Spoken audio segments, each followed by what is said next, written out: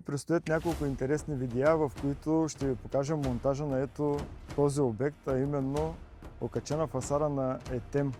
Обектът е доста интересен, предизвикателство е за нас, има много различни ъгли. 9 метра е висока фасадата. Следете ни, за да видите крайния резултат.